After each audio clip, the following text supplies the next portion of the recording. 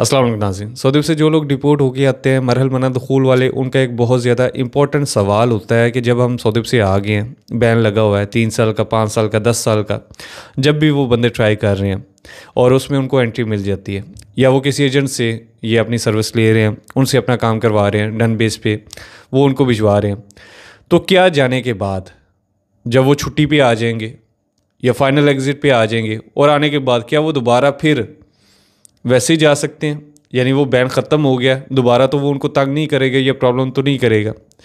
देखें, इसका जवाब मैं अपने एक्सपीरियंस से आपको दूंगा, अपने तजर्बे से इसका जवाब मैं आपको दूंगा, प्रैक्टिकल जो हमने ऑब्ज़र्व किया।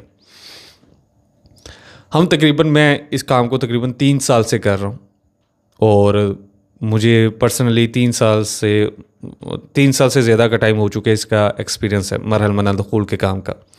और इसमें हमने बहुत सारे लोगों को भिजवाया, गाइड किया, भिजवाया, बहुत सारे लोगों को ये सर्विस दी।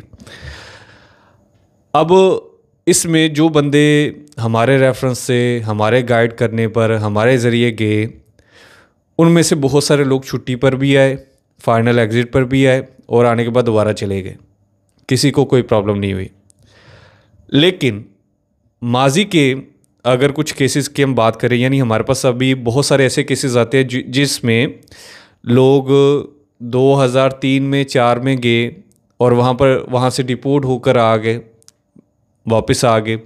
2007-8 में उन्होंने ट्राई किया, फिर चले गए और फिर वो आते जाते रहे। और अब जब वो आ गए हैं 2024-25 में, तो वो लोग जो छुट्टी पर आए हैं या खरूज नहाई पर आए हैं, वो दोबारा जाने की कोशिश करते हैं, तो वो दोबारा 2004 वाला, 5 वाला, 3 वाला, वो उनका जो रिकॉर्ड है वो सामने आ रहा है। वो वाले केस जिसमें वो डिपोर्ट हुए उस टाइम पे जो उनके ऊपर बैन लगा, वो अब उनका दोबारा शो हो रहा है। तो ये केस सामने आए हैं। इसमें अगर कोई बंदा जो आपको बोले कि आप 50,000 रियाल हमें दे दें, कोई बंदा जो 20,000 रियाल आपसे ले कि हम आपको भिजवाते हैं और दोबारा आपका ये प्रॉब्लम नहीं आएगा, वो सबसे बड़ा झूठ है, वो गलत बात कर रहा है।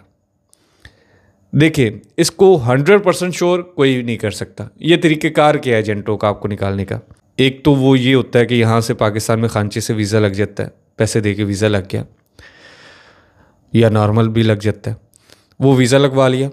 अब आगे एयरपोर्ट से निकलवाना है तो वो काउंटर सेटिंग है, ठीक है, वो निकल जाता है बंदा, तो वहाँ पे सेटिंग चल जाती है।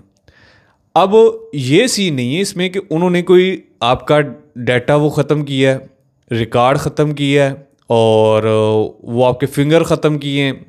जो यानी बहुत सारे लोगों के ज़हन में ये ख्याल आता होगा कि अगर किसी एजेंट से आप ये करवाते हैं तो आपको ये लगता होगा कि शायद ये बंदा जब आज़ाद में जाके कुछ सिस्टम के तहत ये हमारा रिकॉर्ड ख़त्म करवा देता है।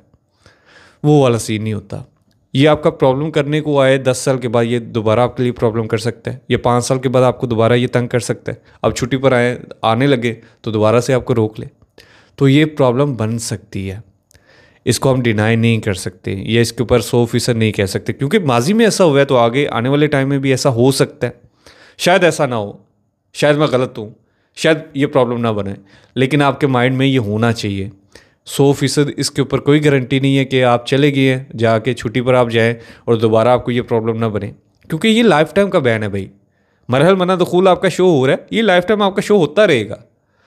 तो उसमें कोई सेटिंग के ज़रिए आप चले गए हैं, वैसे चले गए हैं, दोबारा प्रॉब्लम बन सकता है। इसका जवाब ये है। तो इसके अलावा और कोई आपका सवाल हो तो वो आप पूछ सकते हैं। अपना ख्याल रखिएगा, इस वीडियो को दूसरे लोगों के साथ भी शेयर कीजिएगा। इंशाल्लाह मिलते हैं अगली वीडियो में, तब तक अल्लाह हाफिज़।